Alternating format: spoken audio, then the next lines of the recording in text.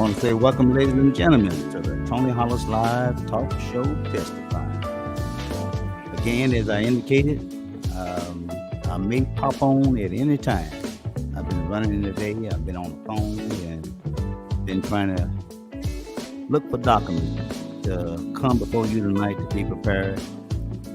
Not as prepared as I want to, but I think we'll get through it. So, as always, get your cup of coffee. Come back and join me, okay? Peace and love.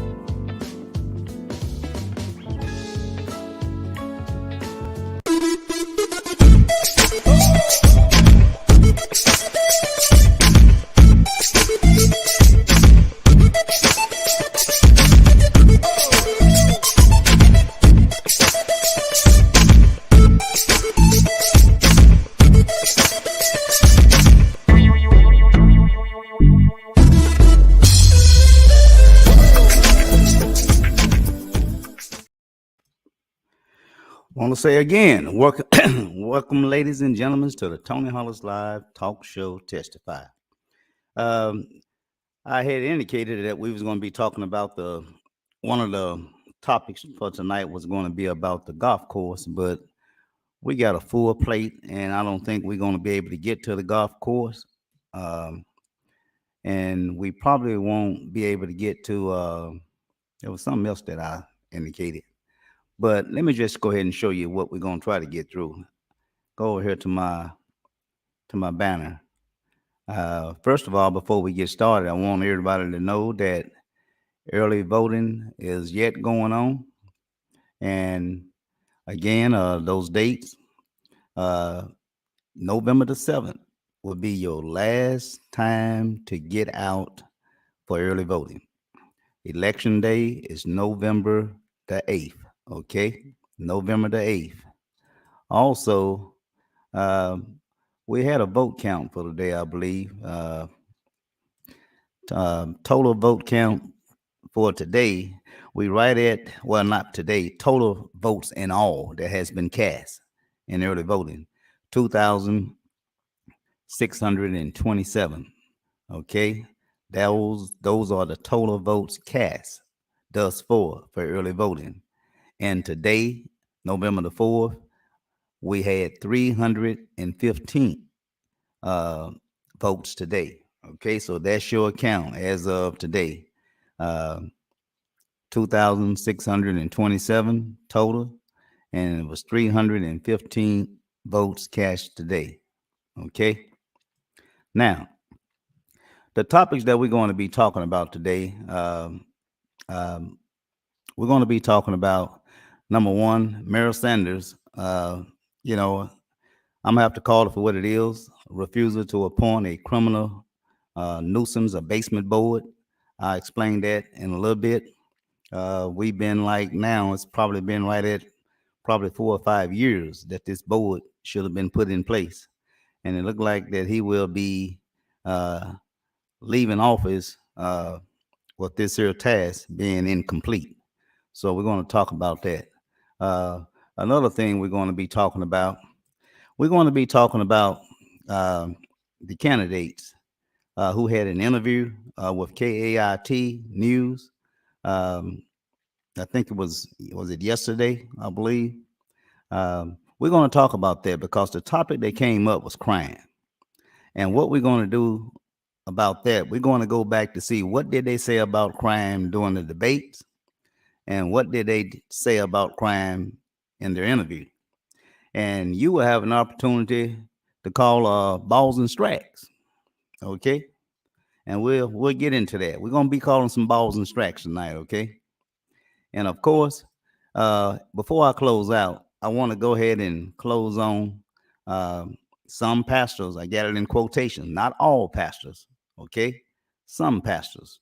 Some pastors choosing not to support other pastors. Appreciation, okay? So we're gonna close out on that, all right? But let me go up here with something else I wanted to show you all. Let me find it because we talked about a lot of things. And you all do know that we also get that vote issue amendment 4, issue 4, whatever. This is where they're going to give people the opportunity to smoke a little marijuana.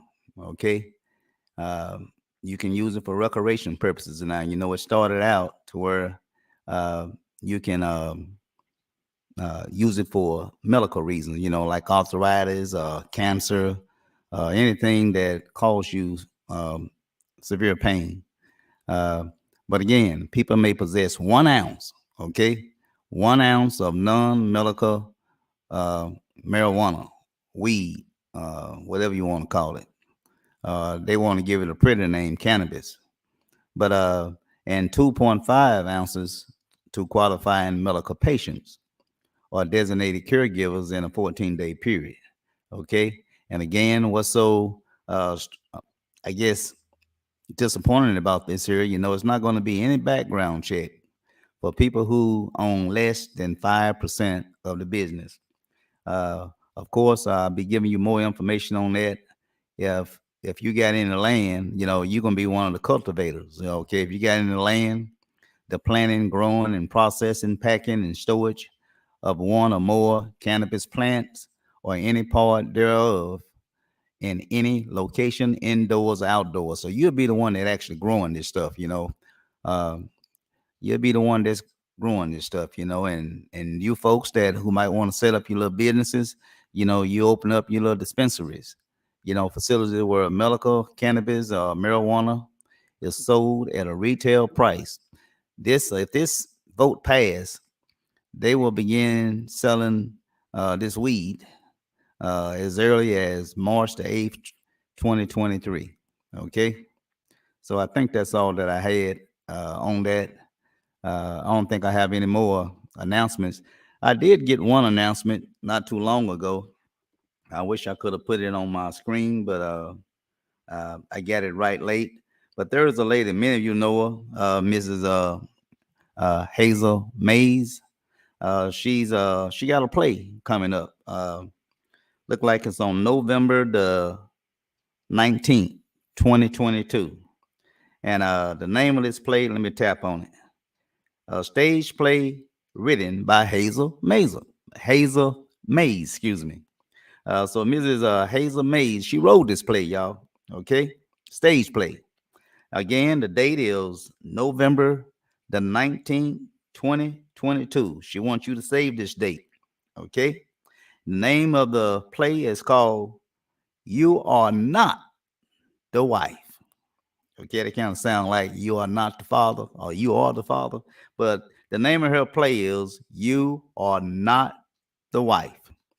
Okay, so please do stop by and uh, purchase one of those tickets from Mrs. Hazel Mays. Again, you know, she wrote this play. All right, so that's the announcement for that. So let's get into it right now. So let's go ahead and start with. Let me see. Tell you what we're gonna start with. We're gonna start with um, first of all me telling you about the law. We're gonna start with Mayor Sanders refusing to uh, appoint a criminal nuisance abatement board. Excuse me. Now, what is this here? You know, there's been so many things going on throughout the city. Now, back here 4 years ago, I must admit, I was the one that probably gave the mayor and the city council a whole lot of hell because I had things for as loud music. Um, I couldn't get out of my drive because there's been so much traffic in that area to where I couldn't bag out without hitting someone. I mean, it just was a mess. You know, it was a complete nuisance. All right. So I rolled them and rolled them and rolled them. Eventually, they did pass a city ordinance. I don't know if I have that up here. Let me see. They did pass a city ordinance. Um, oh boy, I forgot the number of it, but they do have a city ordinance. Okay, and and the city ordinance actually addressed it. Excessive noise, excessive sounds, and vibrations are a serious hazard to the public health, welfare, safety, and the quality of life. Okay? Whereas it is the desire of the city council of the city of Blytheville to prevent excessive sounds, noise, and vibration which may jeopardize the health, welfare, and safety of its citizens or degrade the quality of life. And it goes on to talk about a few other things in here. You know, it addresses horn sounds, radio sounds, shouting, singing, disrepaired vehicle, mufflers, uh, quite a few things that it announced. And they also have another ordinance that specifically addressed the nuisance abatement board. I have all this right here. This is probably about 50 pages that I have right here. And so I have all that information right here, which I can come back and uh and talk to you all about it a little bit more. Okay. Okay. I'm trying to see if I see this ordinance where I can read it to you. Uh Well, we'll get to that later. But anyway, the noise nuisance abatement board was something that Mayor Sanders will leave office without putting that board in place. It was like back in 2019, I believe, is when there was talk about putting this board together. Okay, actually, Mayor Sanders, I guess the city council either gave him the responsibility of putting this board in place, or the city council didn't know that they have the power and authority to appoint these 5 members. It's a 5-member board. I don't know if the city council knew that or they didn't know that. I knew Attorney Chris Brown knows that, but Mayor Sanders took it upon himself to pick these 5 people. Before he can get 5 people, some members they begin to start expiring, coming off the, the term that they're supposed to serve. And then some quit until it got down to where it went to zero. I think they had probably put as many as probably 3, maybe 4 people uh, on the board, but they just gave up, just throw the hands in there. The pandemic had a lot to do with it, but of course, we went to what do you call Zoom, and so after going to Zoom, they decided still they wasn't gonna meet. Okay, and so it is inexcusable for this board not to be in place. All right, now there was 3 things that is needed for this Noise Nuisance Abatement Board. I can show you emails and everything that I've been communicating with Mayor Sanders and the City Council. We don't have time for that tonight, but I can make the case that Mayor Sanders had plenty of time. We're talking about 5 years, y'all. 5 years. I noticed there has been complaints still about whether there's one man that live on Chickasaw. He have went before the City Council as many as 4 or 5 times, about traffic, noise, you just name it. Anything that is considered to be a nuisance. The City Council have not taken no responsibility due to the failures of Mayor Sanders not carrying out what he promised to do. It was his job to pick this board. It was his job to bring it before the City Council, to go ahead and let the City Council vote to approve this board where they can become active and start carrying out the business of the people. But unfortunately, that won't happen. All right. Now, the 3 things that are needed. You got Exhibit A, Exhibit B, and Exhibit C. The reason that I'm mentioning about these exhibits, if there's a particular person who have been given multiple chances to correct the nuisance, okay, and he or she do not do that. Now, he or she, who am I talking about? I'm not talking about the tenants, because for the most part, most of these complaints come from people who renting. Okay, homeowners. Very seldom will you get a homeowner that is not being a good neighbor. Okay, very seldom you get a homeowner not being a good neighbor. So most of these people that chooses not to be a good neighbor are these people who rent. So this particular ordinance actually was drafted to hold landlords accountable. Landlords, if they get a particular tenant that is not being a good neighbor, okay, what will happen then? That landlord will be sent documentation telling the landlord in so many words to get his house in order, his tenant, make them come into compliance. Okay.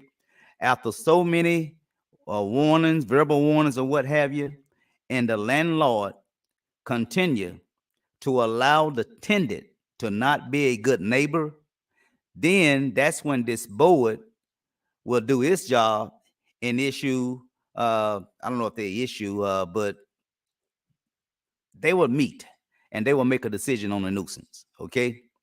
Now, when they meet, there will be 3 things that this board will need. Okay. 3 exhibits. Exhibit A is the official report. Okay. That is nothing but the complaint. When we start saying official report, and I have all this right here, and I show it to you all sometime. But it's about probably 40, 50 pages that I have. But this is the first thing that you would get right here. You would get an official report. That's Exhibit A. Okay. That's Exhibit A. Okay. What's next? Exhibit B, the notice of the ordinance. In other words, the ordinance that I was reading you all, and I just read you part of it. There's another one that deals with the nuisances for abatement as well. They would give them a copy of this here. Okay. And then C is the abatement order. Whatever the board had determined in terms of how they was going to deal with this particular landlord, it would be in the order. Okay, so those are 3 things that would be given to the landlord. 1, Exhibit A, the official complaint report. Again, B, notice and the ordinance. Okay, and then come the abatement order. Okay, that's a 5-member board that will hear these complaints, whatever type of nuisances that it is. It could be, something to do with motor around your car up, disturbing that also breaking the law. It's called disturbance of the peace. Okay, so that's a statutory law. You know, your yard is tacky. You know, grass, trash, garbage all over the place. You got a vehicle sitting on 4 wooden blocks. You know, when this happened, those people who do own homes, it devalued their property. Okay, it devalued their property, and so it's all about being a good neighbor. Unfortunately, as I indicated, Mayor Sanders, he have chosen not to do anything. As a matter of fact, as of late, I've sent him um emails asking him will he promise what he stated that he would do. I had a meeting with along with another person. It was like August the 29th of this year, 2022. I had a meeting with the mayor. Mayor Sanders told me he have his 5 people to put this board in place. He told me that.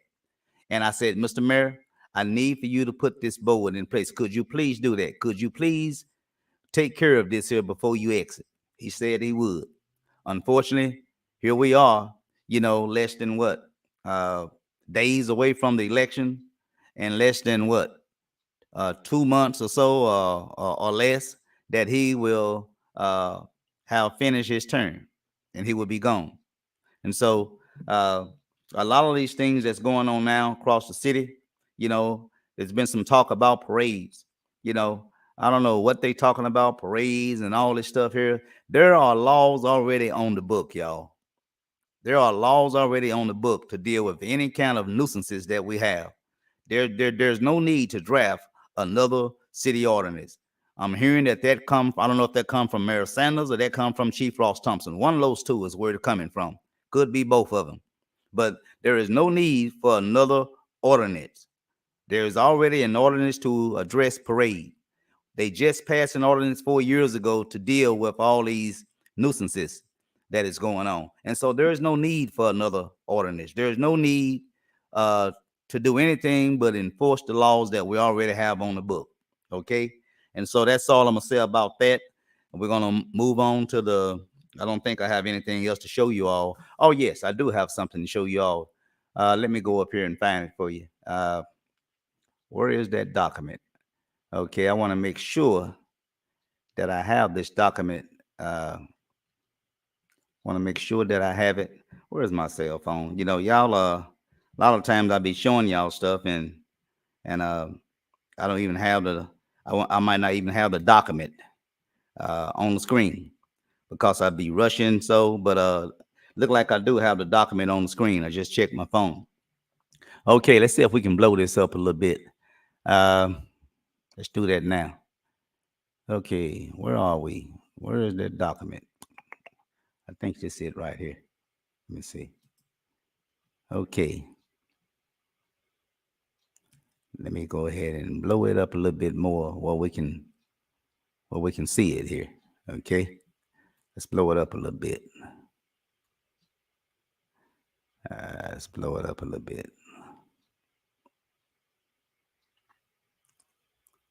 Okay, I'm gonna try to work with this. Let me see. I'm gonna try to work with this. Hopefully, you all can see this here. Now, this is the state statute. Okay, as I indicated. Let me try to take it up a little bit more. See if I can. Let me see if that get. I don't know if that. Let me see. Let me take it up a little bit. Move it over a little bit. That's gonna be too much. I'm gonna have to bump it back down, y'all. Let me bump it back down. Okay. Now, if you all can read that with me there,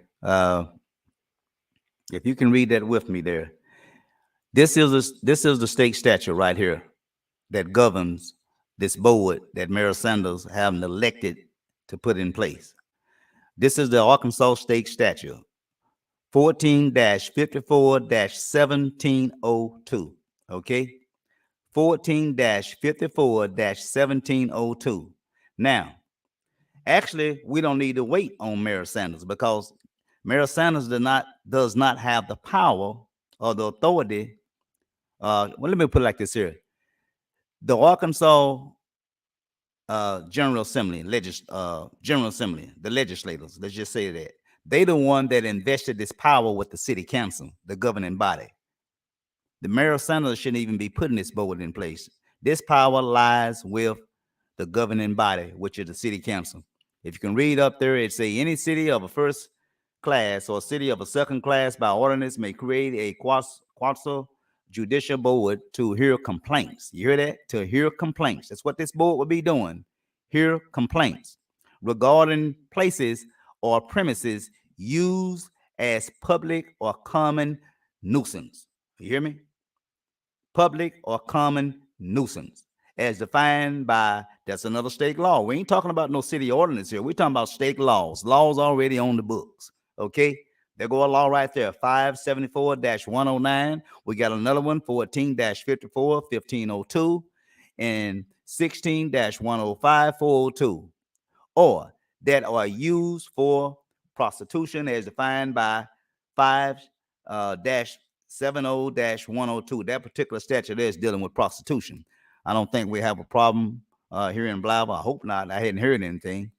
But anyway, this statute, read on B there, if you can see right here, where it say B, a criminal nuisance abatement board creates under this subchapter shall be composed of 5 citizens of the creating city who shall be appointed by the governing body of the city. The governing body of the city shall select one of the members of the board to call the first meeting and serve as chair at the first meeting. At the first meeting, members of the board shall draw lots so that one member shall serve 3-year term, 2 members shall serve 4-year term, another 2 members shall serve a 5-year term, and 2 all successors appointed to the board shall serve 1 5-year term.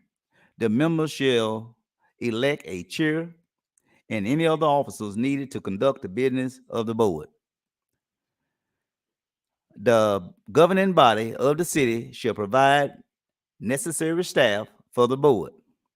The board may promulgate rules and regulations needed to conduct the hearing on the complaints concerning places and premises used as public or common nuisances. And it just go on all this information here. I'm not going to read it to you, but right there, it strictly give you filing a complaint with the board. You know, I do have that complaint.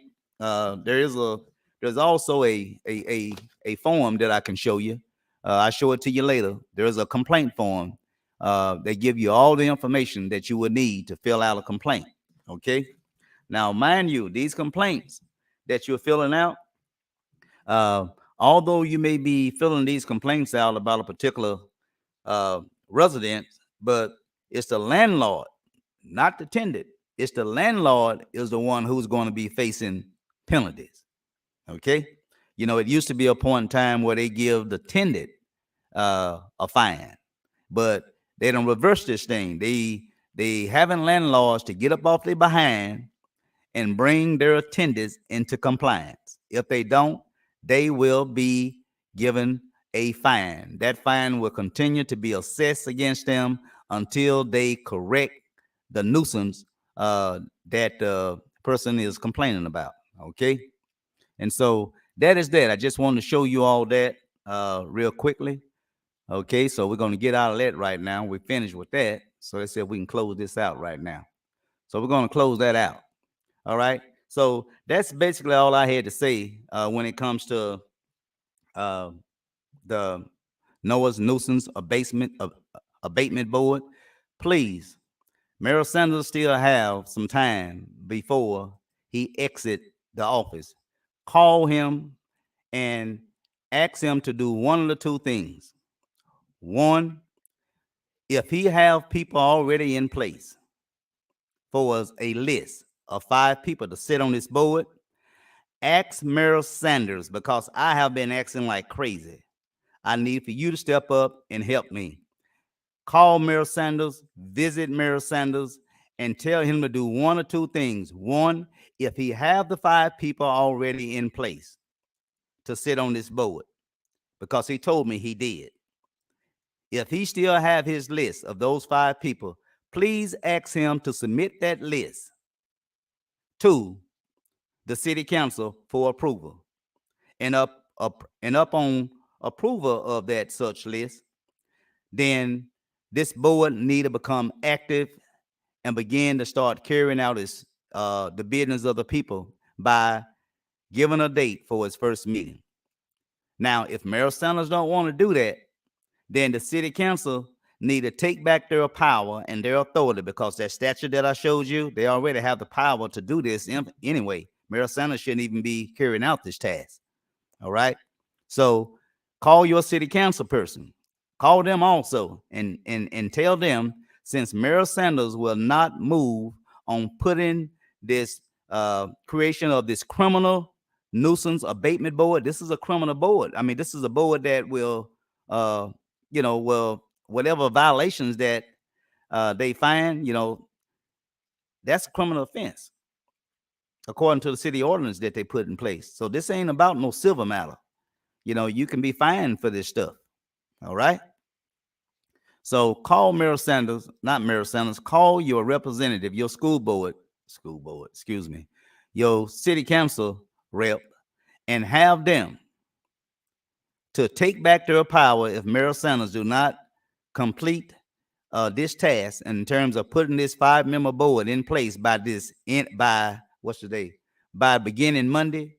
If Mayoral Sanders do not have his people in place the ending business day of Monday, the city council should take back their power and put this board in place themselves, because the General Assembly give them that power. It's not given to Mayoral Sanders. It's given to the governing body, which is the city council. So that's pretty much all I had on that. Again, it's 3 exhibits: official report, that's the complaint, the notice of the nuisance that is occurring, and with that, you give this tenant. This is to the tenants now. The tenant will be given a copy of the ordinance, and if the landlord, I said tenant, I mean they probably give it to the tenant too, but actually giving it to the landlord. And if the landlord can still continue to sit on his or her hands and don't do nothing, then that's when the board will act, and upon acting, they will give you an order. That would be the order. Okay, so that's all I have on that. Now we're going to close out on that. Before I close out on that, we don't get but 3 topics. We're going to the second topic, which is going to be about the candidates. I know that's what y'all waiting on. And for this particular topic right here, to where I had indicated to you all that Mayoral Sanders refusing to appoint the criminal nuisance abatement board. It's been 4 years now. And so again, you be the judge. If you had to give Mayoral Sanders a ball or a strap, what would you give him? Or do I need to go first? Well, if I had to give Mayoral Sanders a ball or a strap, then you already know that's what we're talking about, balls and straps. I have to give him a strap. I mean, come on, 4 years, he's just been sitting on his hands, hadn't did nothing. It's almost like he don't care. I have to give him a strap. No balls here, strap. So again, we'll wait a little minute and see what you all have. If you don't have anything, we're going to go ahead on and move on to the next topic. I'm going to go to my board in a minute to see if I got anybody that want to chime in on a ball or a strap before we move to the next topic. Okay, so you all just let me know, and before we move to the next topic, we'll do that. So let me go to my board. Let me see if I got any balls and straps over here. All right, do I see any balls and straps? I see Miss Barclay on. How you doing, Miss Barclay? How you doing? I see Mrs. Rump, she's watching. I know everybody else is asleep. I know I started late, so hopefully they can watch this tomorrow. And how you doing, Mrs. Williams? Okay, of the 3 people that I got on right now, you don't have to take a vote, but the information I just gave you right now, what would you call it? Ball or strat? Just let me know, because I'm getting ready to sound this bell in a minute. When you hear me do what?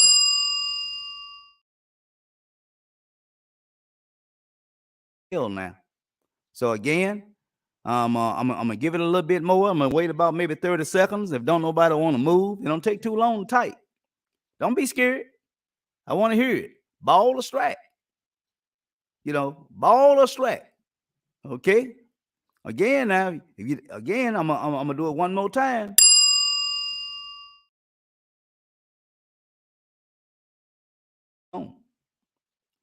Anybody? Let me go to my board. See if I can see any more balls and strikes over here. Anybody got the nerve? Let me see. Where we at? Okay. Bam. There we go. There go a strike. Uh-oh. Can Mayoral Sanders get any balls before we close out? Let's see. Oh no. Strike again. Okay, we got one more person here. And we just had Miss Williams. That's bam. Who is that? Miss Barkley, a strike. That's 2 strikes. That's 2 strikes and no balls. So, Mayoral Sanders, if you're listening, City Council, if you're listening, take back your power and put this board in place. We need folks that is going to be good neighbors. And also we're going to talk about good neighbors with one of the saloon bars here in town that's always having some disturbances on the parking lot, disturbances inside the place. There done been gun play around there. There done been people shot. There done been all different types of nuisances. Anytime you have a business establishment, it just don't go to landlords. It go to those who operate a business. In this particular case, this is this bar saloon that I'm talking about. You all know what I'm talking about. I ain't even got to call the name. You already know what I'm talking about. All the fights and all this stuff on the parking lot inside the place. Even the owner getting into a fight. Even the owner getting shot. That is a clear violation of the Good Neighbors Act. Not being a good neighbor. When you're not being a good neighbor, we have to bring some type of action against not just landlord with tenants, but also those people who operate a business and they not being a good neighbor. We got to go ahead and lay down the law. It's just that simple. Okay. So before we move, okay. Now I didn't say nothing. That was somebody else said that. Who was that? Barbara McAdoo, brothers. She out there. She's out. She's out of there. Uh-oh. I guess that means a strike. But we'll come back another time, and we just may go ahead and call balls and strikes on not being a good neighbor. We need for y'all to be a good neighbor, not just the landlords. You operating a business, you have a duty to be a good neighbor. Okay, you have a duty to be a good neighbor. All right. Bam. Well, we got another one before we getting out of here. She get another strike. They are councilwoman, they calling strikes on you right now. You better get your house in order. That's all I can say. Get your house in order. I got something back a couple of months ago. There's still police being called at the establishment. We can't have that. You have to be a good neighbor. All right. You must be a good neighbor. If not, is who was that said that? Miss Williams, you out of there. All right. So they giving you a strike. They go another strike. Okay. Don't y'all be scared now. Don't be scared. If they say don't be scared. All right. Not scared, scared. Don't be scared. All right. So if there is no more, excuse me, it don't look like there's no more. We're gonna get through this real quick because time is getting away. I know I've been keeping y'all up already. So we're gonna go ahead and close.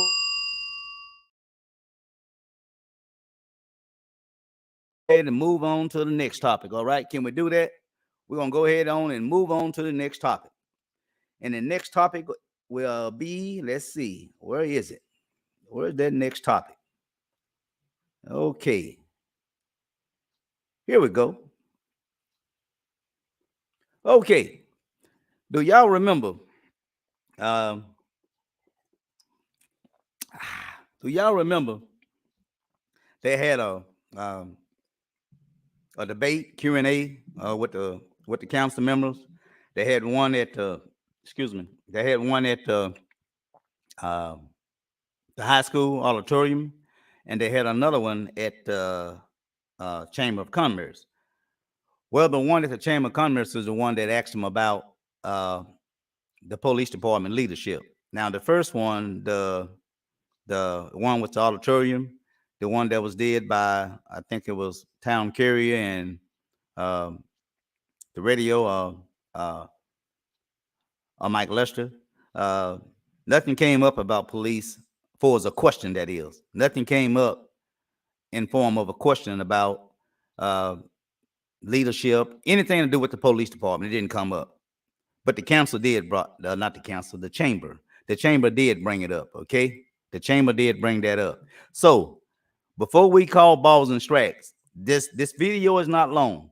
I want you all to look at this video, and I want you to see what they said back then, and what are they. When I say back then, I mean the chamber Q&A debate to what they said yesterday when they talked to the media. And once we see these little 2 short video, we're gonna come back, and I want you to call balls and strikes if you need to. Okay, can we do that?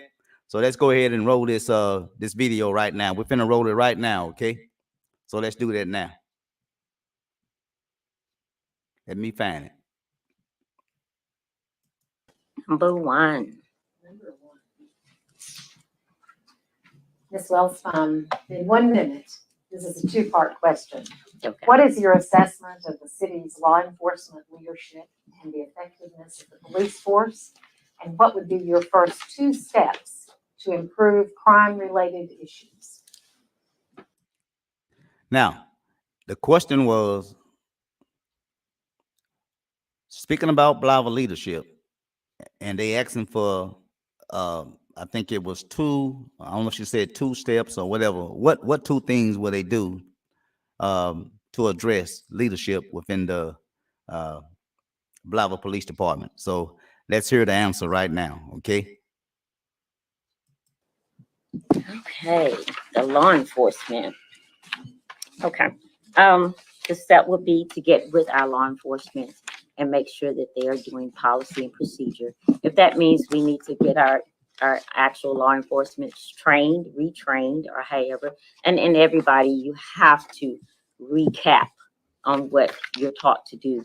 Because once you get involved, you get dormant a little bit and then go off track. It's just like teaching school. You got to keep them on track. So we will actually keep that assessment going with our law enforcement. Then have them to actually have little stations in every ward so they can get familiar with the people. If I was mayor, I would want to put that in the ward because that'll bring community unity, and then they will see them. I'm going to follow up with you just briefly. What is your assessment of the city's current law enforcement leadership and the effectiveness of I don't see any problem with the law enforcement itself. I see that there is policy and procedure that needs to be touched up on, re-elaborated on, and to get our police force to kind of do better and get in the community itself. Yes. Mr. Hayes? I don't. Okay, just real quickly, candidate Mrs. Wellpond, you know, she said that she spoke about training. She said she didn't see anything that was wrong with the police department. You know, she spoke about training. You know, I think she spoke about maybe putting substations in certain areas of the city. But the thing was, I mean, there was no problem with the police department. So we're gonna go to the next one, Mr. Hayes. We're gonna let him break it down for you. My self-assessment, but I assess this issue through hearing the community talk. They're concerned about the attitudes that the officers have toward the citizens. They would like to see more involvement with the police officers, with the citizens. I would even like to institute other things that the police officers could do to get involved with the community, have programs where they could get on better relationships earn respect of one another. Thank you. Ms. Logan. Okay, before we get to Mrs. Logan, now Mr. Pastor Hayes, he said that it was more like the police department not being respectful, you know, that sort of thing, you know, it should be a better relationship, you know, and so he said he didn't have a personal assessment, but no more than what people have expressed it to him in terms of how the police department somewhat is being a little disrespectful. Okay, so let's hear what Miss Logan has to say. Current assessment and loss enforcement here in our city, there has been in recent times identified by our community kind of a distrust between community and police. And so where are we in my local, in my assessment of where we are now, is there is room for improvement. There is absolutely room for improvement. And what would we do? We would sit around the table and come up with a plan. How do we improve? Identify what our issues are and work on improving those issues. Okay, Miss Logan had indicated she did mention distrust. Okay, but in terms of a plan, what to do, sitting around the table, and I guess at that point, sitting around the table, trying to determine what are the issues, and I guess from them you just proceed, I guess, to how or what way to go in terms of addressing those issues for a resolution. And so let's move to the next one. Thank you. Ms. Rogers. As far as our law enforcement, sometimes there is a lack. Not everyone's going to like everyone that's in position, especially if that person's doing their job. It's known to be a fact when you have a boss and you're not happy with them, the boss is probably trying to make you do your job. As far as a grouping, we have currently every Monday morning, there's leadership meetings with each department head. I know there seems to be some mistrust or maybe misunderstanding of our law enforcement, but thank you. Now, Mrs. Brother, she indicated that if there is anything going on at the police department, first of all, they probably trying to make you do your job. Okay. She mentioned something else about some meetings on that they having meetings. I guess I don't know what they're discussing, but in other words, if you're complaining or whatever, whether it's coming from, I don't know if she's speaking of the community or she's speaking of the employees, but they're probably trying to make you do your job. If you're complaining, they're probably trying to make you do your job. Okay. So let's move to the next one. Thank you. Mr. Musgraves. Well, one thing about our law enforcement, what we have to understand is this: they're out there every day putting their lives on the line. And so sometimes you get a little bit upset and things happen. But I think our leadership is going in the right direction. I think, can things be changed and made better? Of course they can. I want to see better. I want to see community policing. And so that's effective, because when you have people out in the community that see something, they'll say something. And that's what we want to have. And that's what we're going to have to develop our city, make them feel safe in their homes and outside their home. I've been told that I needed something to say. Okay. Okay. Now, he said, correct, police, they go out every day and night and put their life in place. I mean, their life is almost put in danger. They don't know if they're going to be coming home or what. So I grant him that. He also said something about community policing.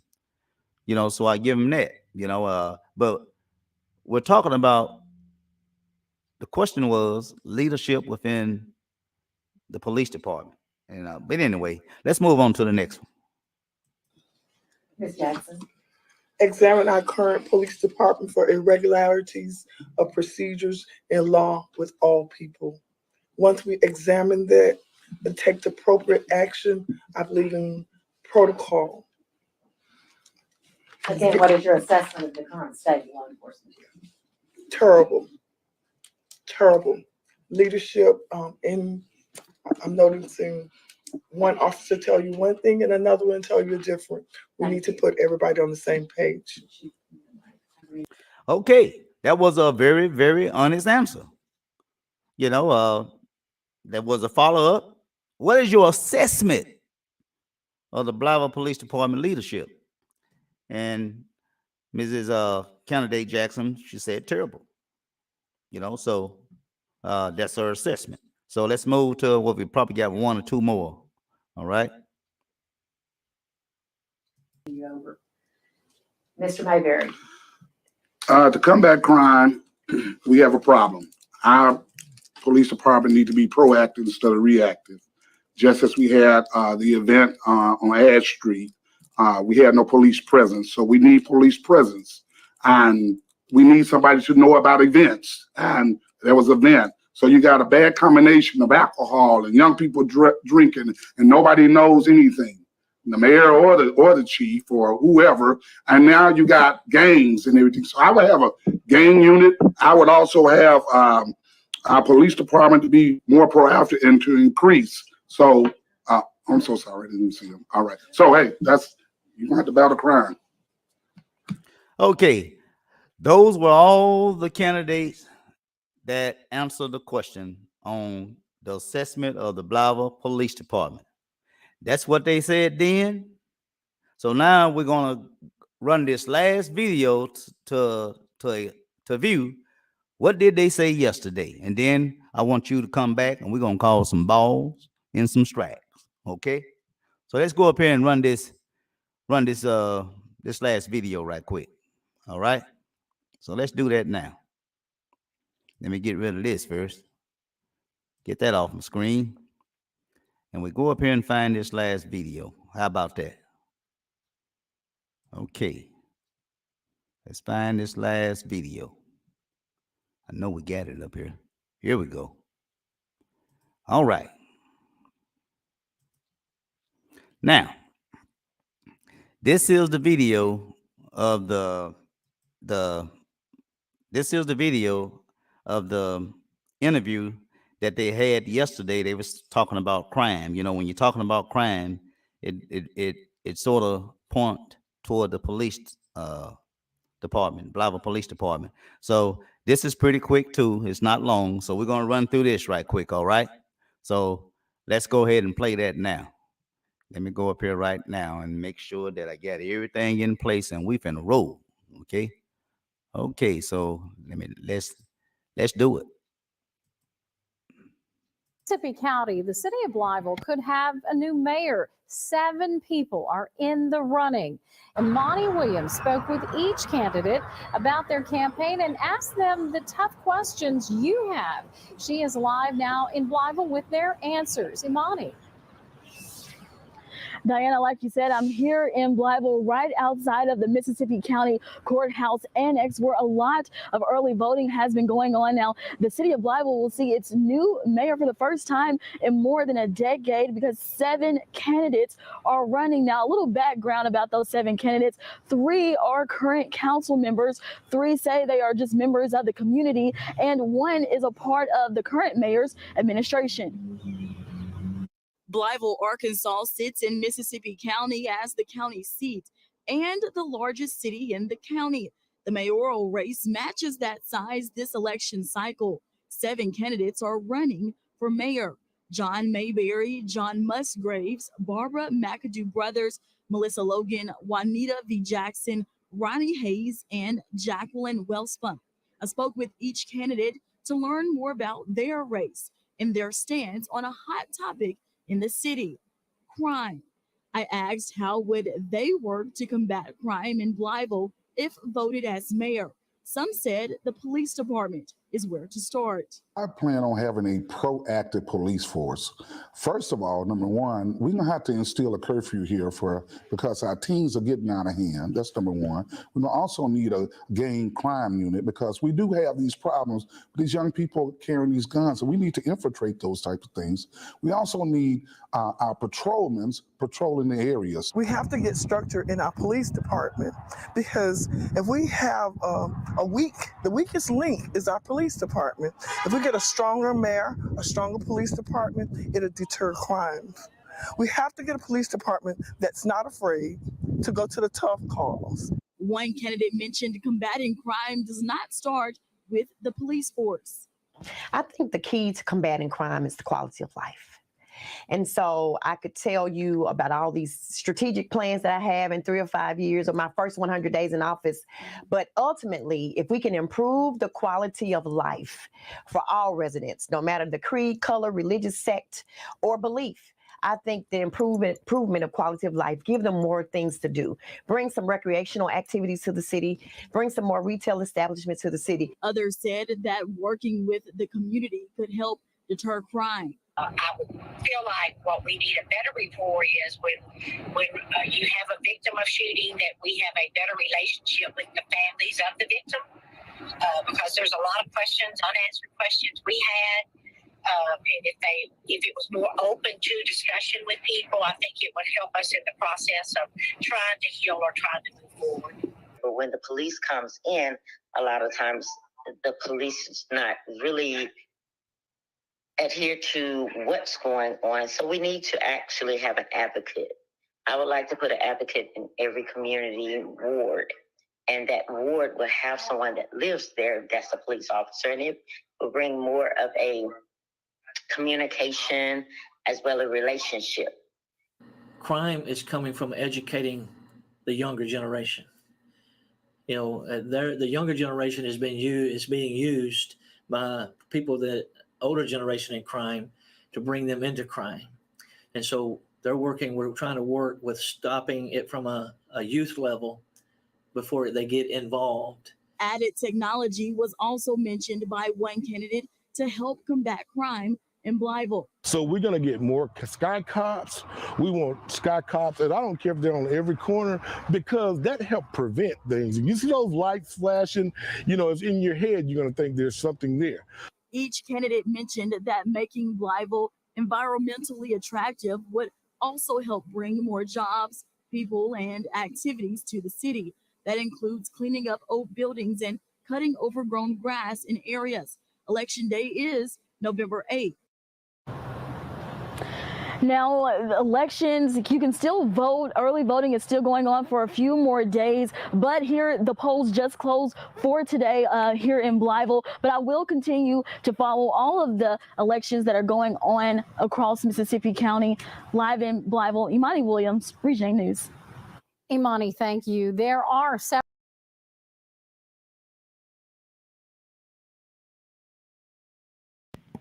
Okay, so that was that. You heard before and after.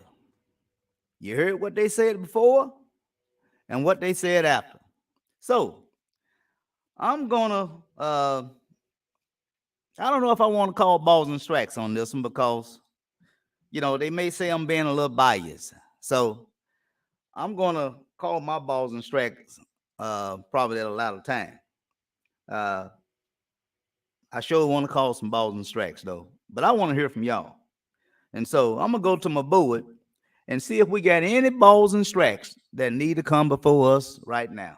Okay, let's go to my board. All right. Now, okay, let me see. Okay, get a strike. Okay, strike. Okay. We got I see we got Mrs. Logan. That's one of the mayoral candidates. Let me see if I can read that because my eyes are straining. I'm going to put this on the screen. All right. I'm going to try to read that. It say the question during the debate was leadership. The question during the interview. Let's see. Let me count. The question during the interview. I keep losing it. The question during the interview, I keep losing it. Y'all just work with me here. The question during the interview was how to deter or combat. We all know that the tides are turning, and our younger generation have no fear. Police presence is not enough. It has to start at home with family strengthening. Two different questions, one on leadership and the other on crime. Okay, well, Pardon me. Let's talk about that then. Since Mrs. Logan did tune in, I thank you for tuning in. But the thing with I see you got another question. I come to it. But the thing with your first question here, where it stated about leadership, and I think the other one where you had indicated that what was that?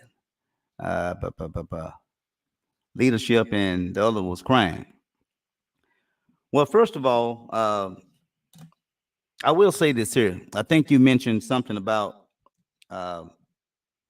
it's not so much starting with the police department. I think that was the way you framed it, but it was more so about improving the quality of life. Excuse me if I got it wrong, but I'm thinking that's what you said. You know, that's where you would start at, trying to improve the quality of life. And so I want to ask you a question though, you know, since I have you on. If we're having crime like we have now, you know, the killings, I mean, from what was it, from 2010, and I'll show you those numbers in a minute, from 2010 to 2019, we had a total in a 10-year period, a decade, we had 72 murders, anywhere from a low 3 murders a year to as many as I think 10 or 11 murders in 1 year. So if we're going to improve the quality of life, it just makes sense to me is that we do start with the police department, because as long as we continue to have this crime, that is what is preventing us from having the quality of life, you know, that we so desire. And so, but I thank you for your question, comments. The slogan have another one. They say, I'm willing to make the necessary and impactful, y'all gotta excuse me, my eyes straining, changes. And I am open to all input. Nothing will happen overnight. I agree. Regardless of who the mayor is, okay? Regardless of who become mayor, it's not going to happen overnight. It's going to take the mayor working with the council doing its job in terms of working with its constituents in its respective ward, as well as what Mr. Musgrave had stated. It's going to take some community policing relationship coming together, you know, tearing down that wall and coming together, community and police. Now, to me, that's how we solve crimes. Until we tear down that wall of petition, okay? Until we tear down that wall, the police got to trust the community has to trust the police. Until that happens, until that distrust, that wall of distrust, what I'm calling petition, until that wall of petition comes down, it's going to be somewhat difficult for the police and the community solving crime, because they don't trust each other. You're going to solve crime, in particular in the Black community, it's going to have to be a relationship with that community that you're serving. Okay? All right. But I thank you for your question, Mrs. Logan. What is that? Excuse me. Yeah, we all do that typo. And so I want to thank Ms. Logan for tuning in. I wish all the city council reps will tune in. And so and since Ms. Logan will tune in, you know, although I might somewhat differ with her in terms of, you know, for improving the quality of life starting there first, I mean, I'm thinking we still must start with the police department and the community having some kind of working relationship. And so for that, I'm going to give Ms. Logan a ball. I think it's only fair. you know, because she showed up. She voiced her complaint. We had somewhat of a dialogue going on here in terms of the question was asked and answers given. And so for that, I'm going to give her a ball. She had the courage to show up. A lot of folks don't like to show up for Tony Hollis. They don't know what to expect, I'm told. They think I'm going to be nasty, but I'm not. All of my guests that I had to come on my show, I've been very respectful. Okay. And so, is that another question? Y'all better tune in here. Y'all letting Miss Logan. I guess they want to hear you though, Miss Logan. Maybe they don't want to talk. They want to hear you. Crime is the major focus in most U.S. cities. There are going to have to be an increase in community awareness, community policing in partnership. Yep, we just talked about that. Neighborhood watch, that's definitely need to come back. Citizen buy-in and police buy-in. You are right. The distrust is so strong. Again, I think you mentioned that as well yourself. I mean, look, y'all, nothing is going to happen until there's trust. And as I have always said before to the community, you can't trust every police officer that patrol your particular community, Ward 1, 2, 3, whichever. You can't always think that every police officer is bad. We're trying to weed them out right now. We do have some police officers that show up and they do their job the correct way. Okay, those are the police officers that I'm definitely going to be fighting for. Definitely trying to get them all the raise that they can get if they're coming doing their job the correct way. I'm sick and tired of hearing the leadership, the sergeant, the lieutenants, the assistant chief, the chief. They just eating up all the safety tax money, giving themselves little fat raises. And to the patrolmen who are going out night and day, putting their life on the line, it's almost like they get their money in bits and pieces. That shouldn't be. We need to pay our Blytheville police officers the salary, not that they worth. Because if that was the case, you break the bank.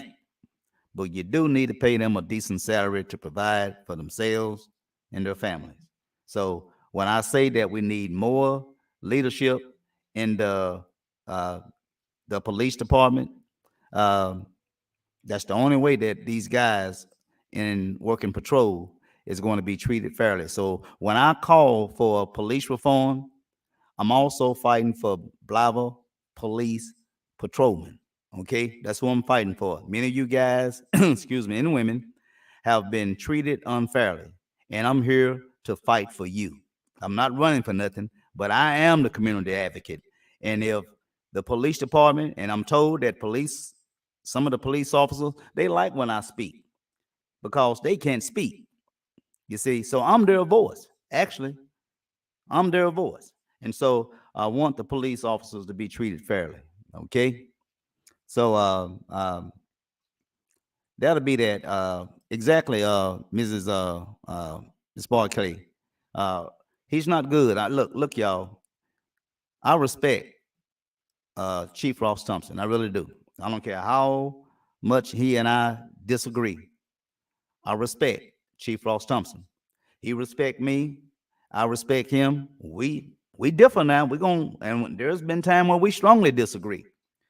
But I respect Chief Thompson. He's the chief.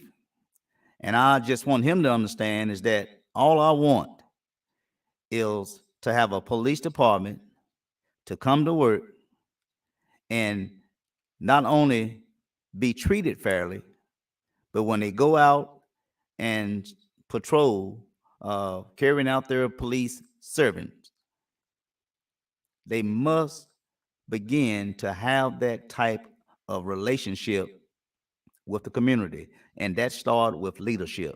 So we need Chief Thompson, Assistant Chief Ricky Jefferson, and all the in-between leadership, that they be lieutenants, that they be sergeant. You have to do a better job to incorporate some type of program into policing if we are serious about having effective police and community relationships. So it's going to have to come from Blytheville leadership. And so when that question was put to you all about the assessment of Blytheville leadership, you know, that's what I was looking for.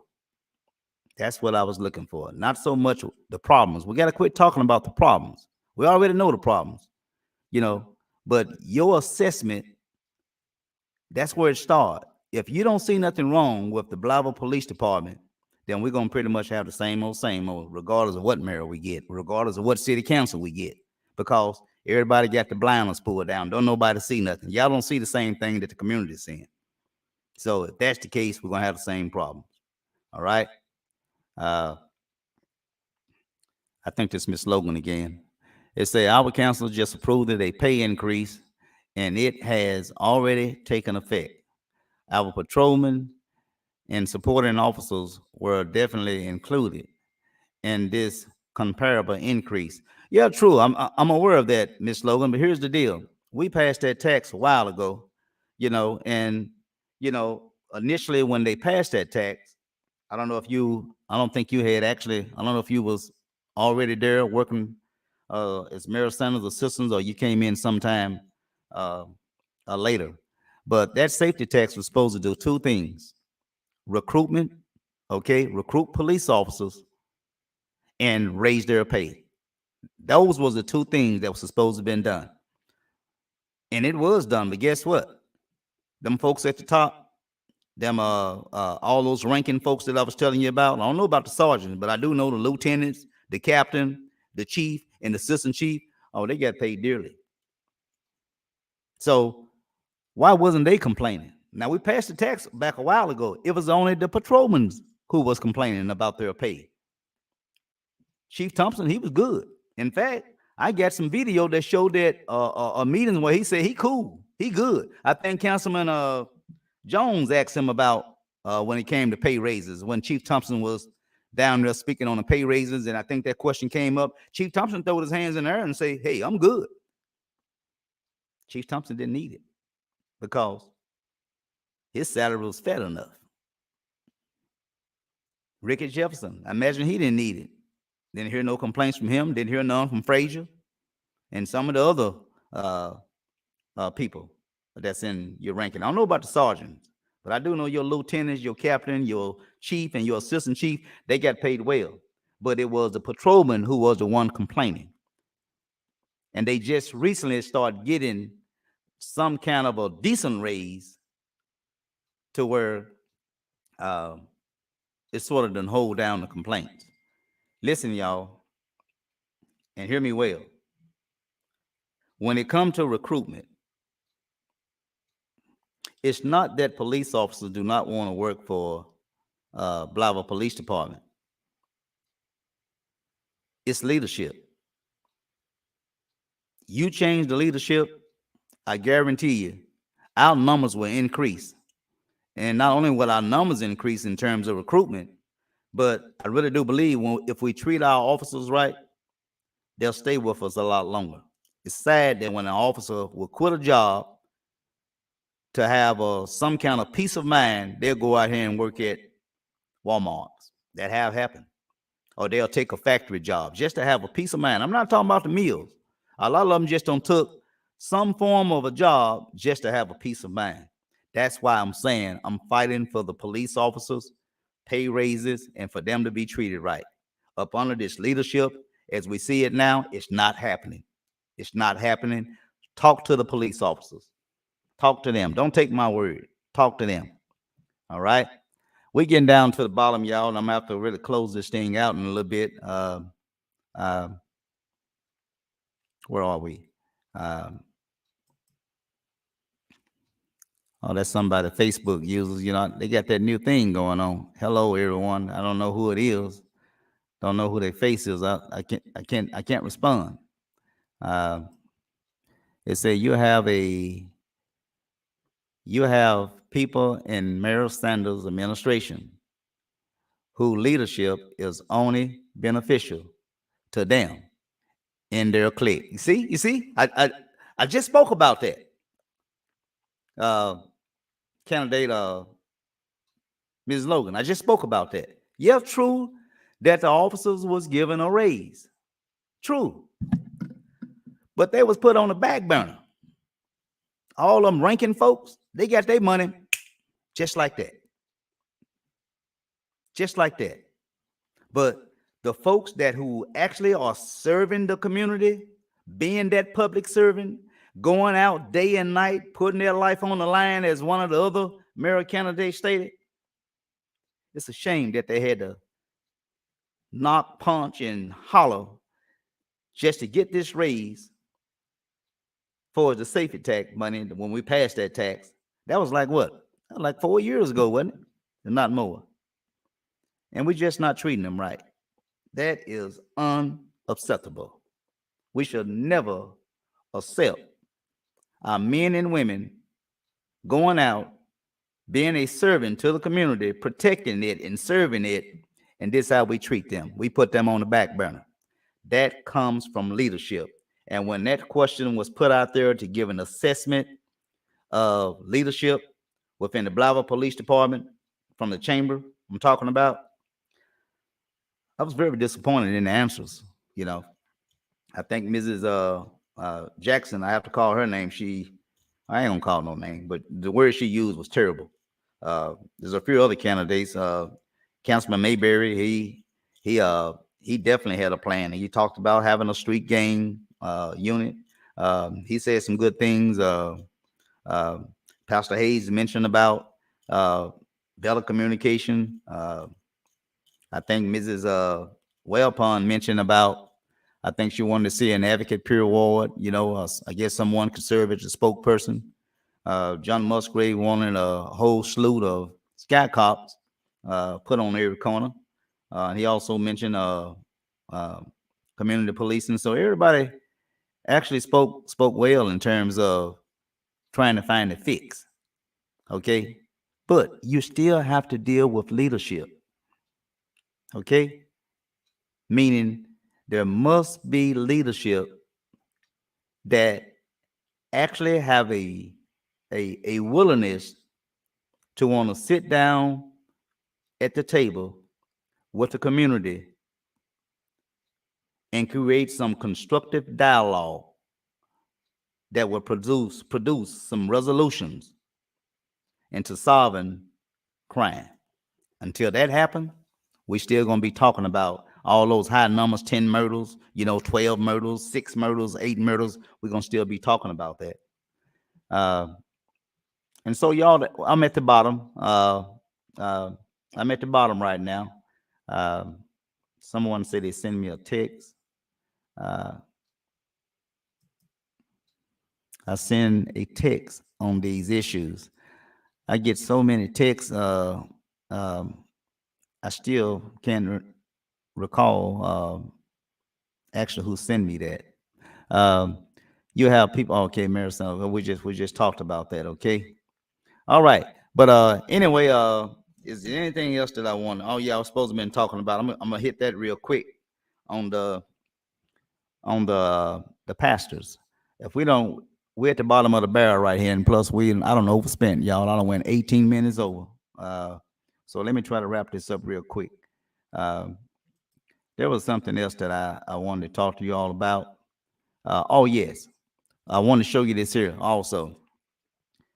That board that I was telling you all about, it started out, with our state legislators, Act 1190 of 2003. That started out as an act. That's what they going through the House and then go through the Senate. First it started out as a bill and go to the Senate. And once they pass and everything, it turned into an act, and then they produce it into a state statute. So it started out as Act, when it was approved, of course, Act 1190 of 2003. And I also have that act too. I also have that here. Okay, I got a lot of information. I have to do my homework.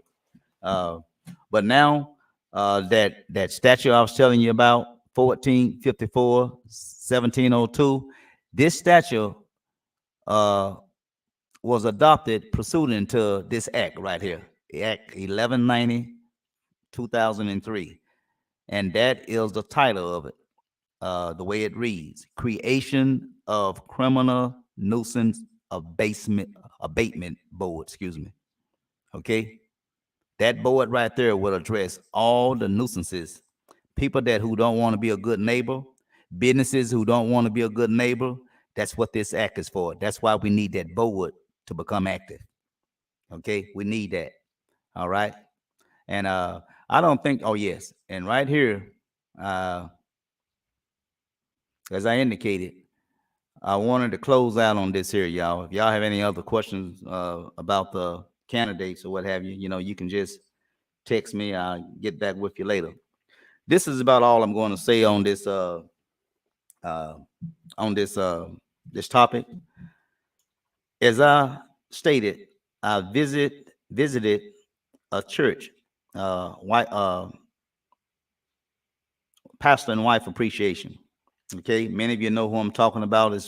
Uh, is Elder Elder Johnson, Isaac Johnson, and his lovely wife, Mrs. First Lady Judy Johnson. They just purchased a beautiful church. I mean, I tell you, it's breathtaking when you walk inside it. Nice congregation, and so I don't know. I'm thinking this was their first pastor and wife anniversary in the church, and so it was very exciting time for especially First Lady. She had began to start sending out invitations as much as 2 months ago, asking all her friends, what have you, to please come out and celebrate their day. I got that invitation as well, and I'm pretty sure many of you got that invitation. Now, I'm not speaking on any particular person who had knowledge of the invitation and didn't go. I'm not talking about you. For my experiences and all of my living of going to pastors and wife anniversaries, this was the first anniversary ever in my whole lifetime that I attended to where not one pastor showed up. Somebody may say, well, Tony, the pastors might have had something else to do. And then I heard others, well, he don't go to, he don't come out to others like that. Well, first let's address that. Yeah, we do got busy schedules, but I find it very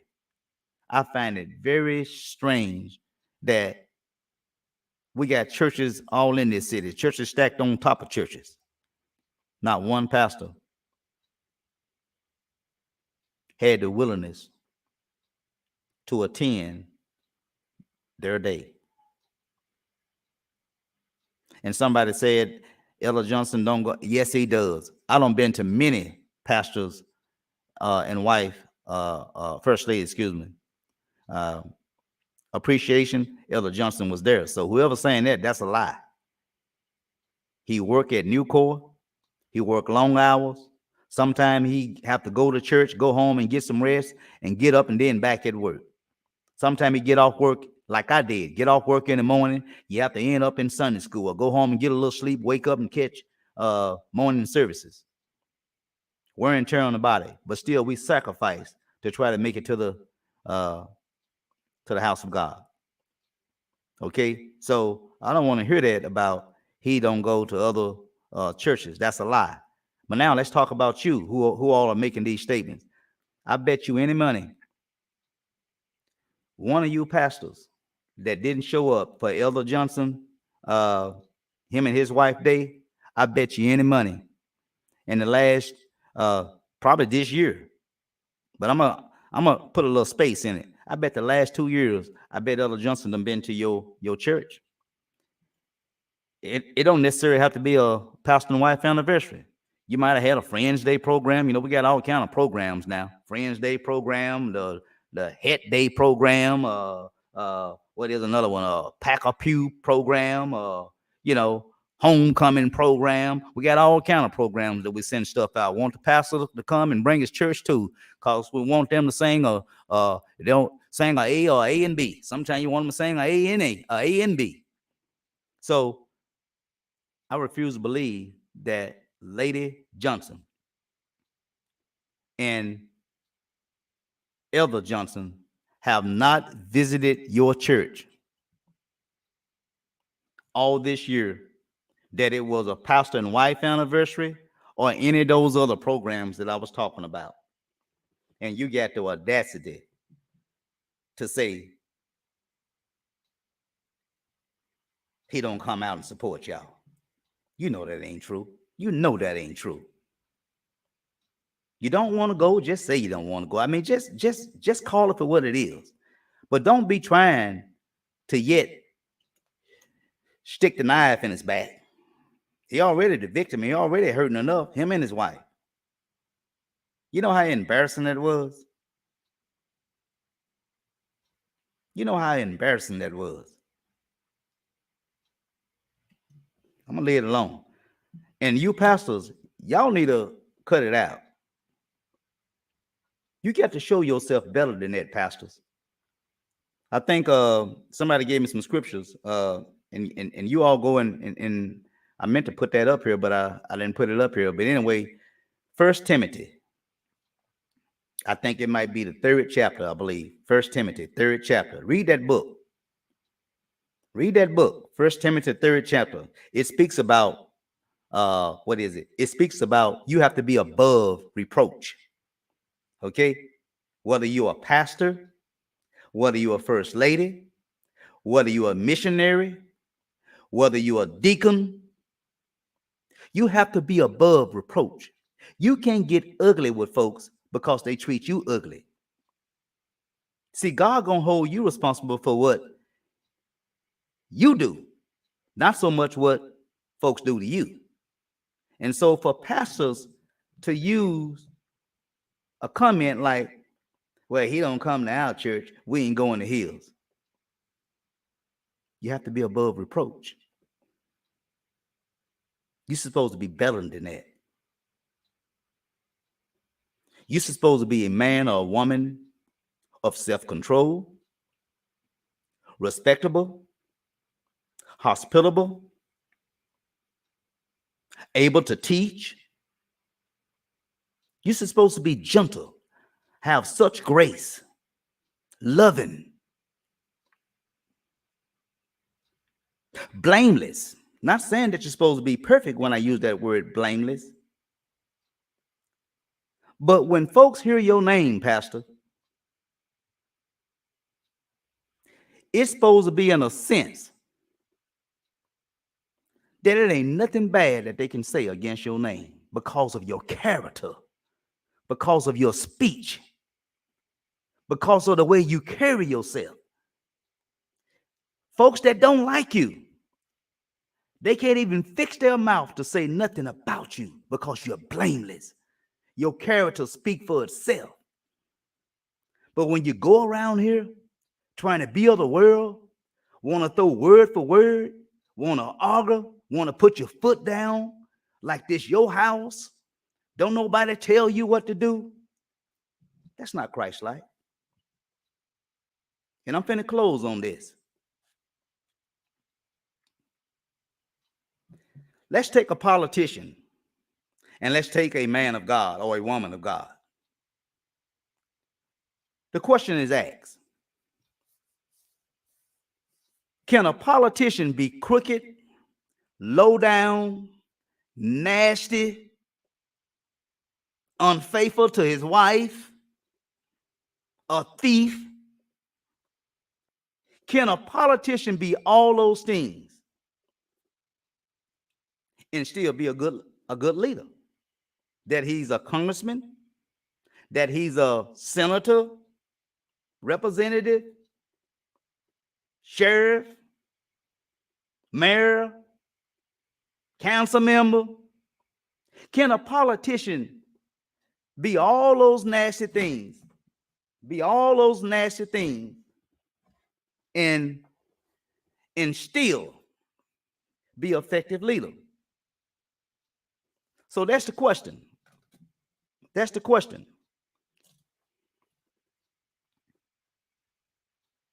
My answer is yes.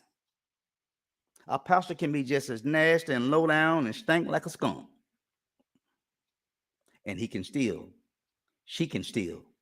be effective. That's a politician. Now, let's go over to the other side, talking about the pastors, the deacons, the missionaries, all those folks that were that character, that Christ-like spirit of the Lord. Can you go out and be unfaithful, cheat on your wife, be a thief, be nasty, do all those things that I just talked about the politician? Can you be all those nasty things and still be an effective leader in the church? No. It's a different standard. The bar is higher for a pastor who's leading God's flock, God's sheep, and feeding God's sheep. The bar is high for you. You can't be none of those things. That's why it speaks about good character, pastor, even with your mouth. Your mouth sometimes will muddy up your character. Why, as a politician, he can have a cussing, he can cuss like a demon. He can still be effective. And the people will forgive him for that. He's a politician. He go out there, cheat on his wife 7 days a week. Long as he's delivering for the people in terms of tax cuts, in terms of money or infrastructure funding or whatever, long as he's delivering for the people, is out of sight, out of mind. But that pastor who's supposed to be gentle, sober, hospitable, able to teach,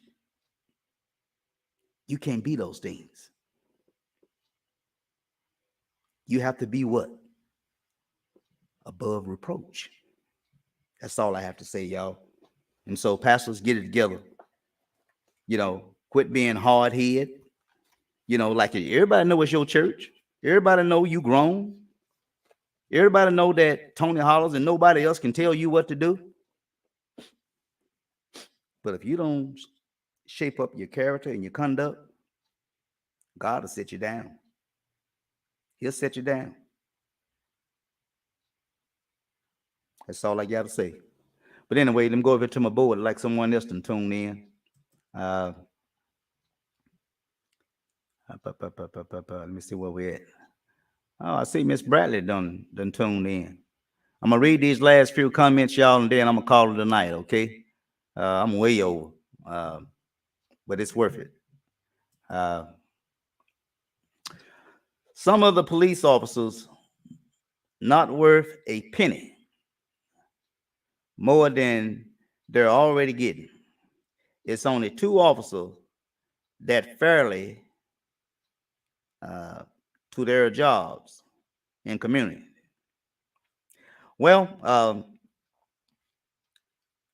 I hadn't really took an assessment of every police officer, but it's easy for me to point out the ones that are doing not doing their jobs. And so if you get a police department, patrolman, what I'm talking about, Miss Bradley, let's just say you got 20. Just use that number, 20. And you got 5 bad police officers. 5 bad police officers should not, the police department should not be judged. The other 15, they should not be judged on the conduct of 5. It's not a whole lot of it's not a whole lot of police officers that are nasty. It's not a whole lot of them. At the most, you might have probably, I'll say for us patrolmen, you may have maybe 2 or 3. It's not a whole lot of them. Most of the problems that we're having are people that's in ranking. But when you have 3 police officers that are getting away with stuff, it reflects on the whole police department. That's why, as yourself and others may say, well, they don't need to get nothing. The police this and the police that, they don't need to get nothing. But you're not looking at the other 15. You're only basing your vote, let me just say that, or your assessment is only being given based on a few police officers. What we need to do is weed out the bad police officers to where it'll be a good report on not just the other 15, but the entire police department. It's just my little 2 cents on it. I spoke to several police officers. I did my homework. Some great officers were relieved of their duty. Some were told to change their police report on a child molestation case. That angered me to the point that I knew then we have to start with the police department day one. I thank you for your comment, Mr., Mrs., whoever you are, Facebook user. I thank you for your comment. I have heard to where there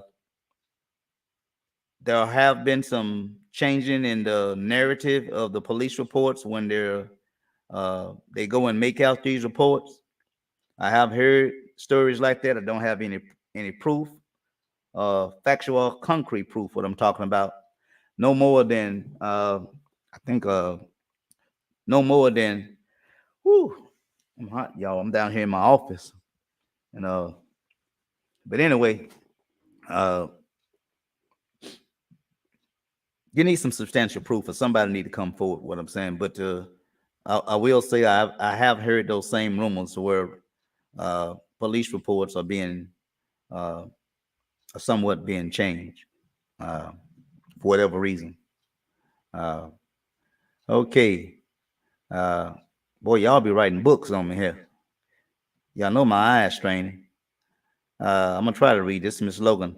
I have a black son, so I definitely understand the fear of maltreatment. You mean mistreatment, maltreatment? But the officers that are out here, I'm gonna have to get up here, y'all. My eyes are straining. Let me try to read it over here. Let me see. Yeah, I'm reading it over here. It says, I have a black son, so I definitely understand the fear of maltreatment. But the officers that are out here busting their that badges to provide a public service are treated so disrespectfully by the general public. I witnessed it tonight at the game. Children didn't want to hear anything. The officers were telling them, we have to go back to basics, not general respect. Not general respect. Yeah, my eyes are straining. Not general respect that should be modeled. Just general respect that should be modeled. We have a street gang. Did I read that right? We have a street gang unit. We have a drug task force. But even with that, our community is still experiencing. Cut it off. Okay, now let me address that real quickly. I noticed Pastor Mayberry had indicated that that he wanted to start a gang unit. What I would say that if we do have such thing in place right now, gang unit or whatever, why don't we still have such a terrible problem with gangs? Is it something? Why are we so ineffective? Let me just say it like that. Because if not saying that we don't, I take your word that we have a gang unit. But why we're so ineffective, just like you mentioned tonight at the ball game, kids don't even fear the police department. Not just at the game. There's no fear of the police department. Why is that? Why is that?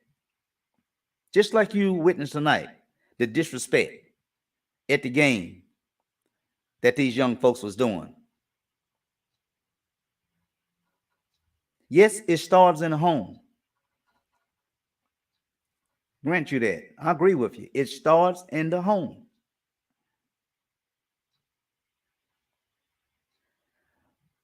But nevertheless, why are they so brave to where they can say and do what they want to do to the police officers? Almost like they got a death wish. Don't care. And here it is, we got an amendment on the books to where we finna start letting these young folks.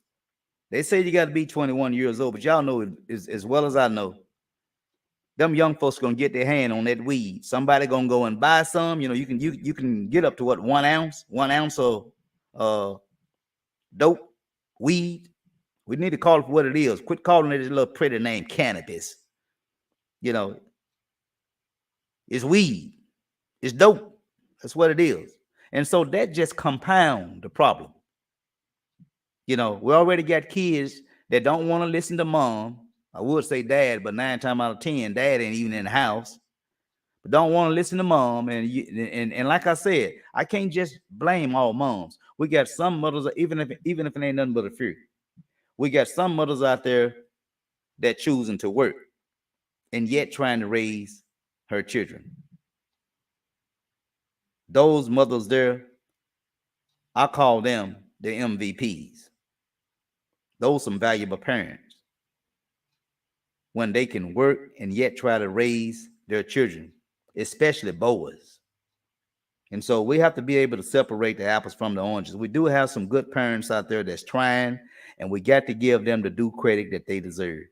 But I'm with you, those households that are torn, where there's no respect, there's nobody has set the standard in that home. I think you all heard me mention I was so upset back here probably a few months ago. I had said that we need to start holding these parents accountable in terms of if you got to send the kid to what they call it, juvie, you got to send them for juvie and they incarcerated. Then I had said that parent need to also be mandated to go over there and participate in the counseling that they give these young folks where they send them. They ought to be some type of a bill passed to where parents should be mandated to participate in his incarceration in terms of his counseling at least 2-3 days a week if they're not working. Okay, and if they're working, they need to do weekends. But there need to be some mandate to get parents involved. Okay, but that's my little 2 cents. We got this. This is my last question, you all. Not my last question, my last comment, and I'm gonna have to call it quits. I really appreciate everybody for tuning in tonight. It's been well worth it. We're almost approaching. I didn't know it was gonna be this late, y'all, this long. But anyway, it's been well worth it. I appreciate everybody tuning in and giving their comments, whatever. And thank Mrs. Logan, candidate for mayor, for tuning in. I really do. That shows that you committed to the cause. It shows that you has courage.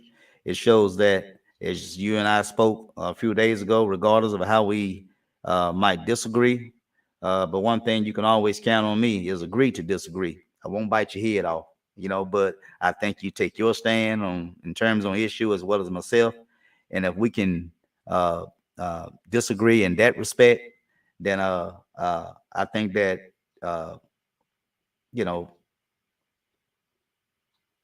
that's what's needed. Let me just put it like that, okay? But anyway, Melissa, this is Mrs. Sister Anderson. Melissa Logan, we need help with the heads over the police officers that's on the streets. Them the ones need your help.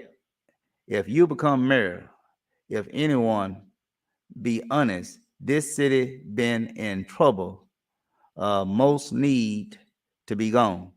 What Mrs. Anderson, I think you can read that. What she was saying is that, it's the people, I guess the supervisors, what she's talking about, that they be a sergeant, that they be a lieutenant, captain, or the chief himself. you know, and so I think she was saying pretty much like what the chamber asks about giving an assessment on leadership within the police department. And that's something that we really do have to, regardless of who become the mayor, you're going to have to take a hard look at the leadership within the police department. Because I've talking to people, black and white, you hear me? Black and white, that do not like the number of lawsuits that the city has been involved in regards to the police department. They are not happy in regards to communication, police with the community. They are not happy with police officers milking the clock, finding some hole to bag up in. When I didn't say hole, I said hole, you know, like a parking space, to where they, you know, especially if they're on graveyard shift, you know, bagging up, you know, like they're out there patrolling the highway and they're out there, you know, they're killing some sleep, you know. So there's a lot of things that's going on within the police department that need to be called to front, need to be addressed, you know, not just so much what they're doing on the streets, but what they're doing, you know, amongst their own persona, themselves, you know. We can't have cops milking the clock. I mentioned back here, what, a month or two ago, 4 or 5 police officers out on the traffic stop out by Walmart. We need to change that policy. Shouldn't take 5 police officers to go to a traffic stop. Because here's the deal. How is it that we got our state troopers, one state trooper, out there on the dangerous highways, interstates and all, one of them walk up to a vehicle that they don't pull it over, just one state trooper. He may call bag up later on, but one state trooper have the courage to walk up to one vehicle that he has or she has pulled over. But it takes 5 police officers to go to a traffic stop in the city limit. Do that make any sense to y'all? Do that make any sense to y'all? When you got 5 police officers that go to a traffic stop, that means other parts of the city is not being protected. Why? You got 5 police officers out on a traffic stop. I can understand if some bank been robbed or it's a shootout or something like that, or they need them for crowd control or it's a riot going on. Yeah, I can understand you need all the manpower you can get. But come on, a traffic stop, 5 cars, 4 cars on a traffic stop. Come on, give me a break. That's the stuff we got to address. But anyway, y'all, I got to get out of here. I appreciate everybody tuning in. Who was that? Human Rights Resource Center definitely need that. Good night, Mr. and Mrs. Facebook user. Who else we got? Facebook user, Blytheville, Arkansas. I have y'all. And ain't a what to say? I love y'all. I love y'all, and anything y'all can do about it. All right, we're talking about what? Rising above reproach. Okay, I like that. Exactly. So y'all, that's my show. I appreciate you all tuning in. I did have something else that I want to show you all, but the night has been spent. I'm going to have to come back and probably get it tomorrow. So like I say, I'm going to be running all the way up until November the 15th. November the 15th, I'm shutting it down, okay? I will finally conclude, testify for year 2022. I will go into relax mode for about 2.5, maybe 3 months. And you probably will see me mid-March or probably the first week of April, but more than likely it's going to be mid-March or the last of March, okay? That's when it's going to be. And so, again, the reason I'm jumping in like this here, I got so much stuff I need to do with this election stuff, so many other issues we got to talk about. But November the 15th, I will be shutting down. Not long. November the 15th, I will be shutting down. So that's why I'm coming on these different nights. I may come on in the morning. You may see me sometime. I may wake up in the morning. I may be at my computer 9 o'clock in the morning. But y'all know that ain't gonna happen though, don't you? Y'all know I sleep in late. But I will more than likely probably try to do a show somewhere between 1 o'clock and 2 o'clock p.m. Then I may come back later on that day and do another show, say between 7 and 8 o'clock p.m. That's the only way I can get all these things out before November the 15th. And so I appreciate you all tuning in again. Thank you, Mrs. Logan, for tuning in. Good night, Mrs. Williams, Miss Bogan. Good night to you, Miss Karen Bogan, and good night to you. And as well, good night to you, Sister Anderson. Again, you all encourage others to get out to vote, and let's continue to practice social distances. I mean, we still are in a pandemic. We're having children now that's coming down sick. I don't know what it is. I don't know if it's the flu or what. And so please protect yourselves and continue to do all those things, washing your hands and wear your mask, and, keep that 6-foot distance between you and the other. Okay. And so I will be coming back, seeing you all. What's tomorrow? Saturday. You might not see me tomorrow. You might see me Sunday, but I'm gonna give y'all that day off. Okay. So until then, I want to say, may God bless each and every one of you. And remember, I love you. And as the sister said, or the brother said, ain't a thing you can do about it. Peace and love. God bless. Please share. Good night.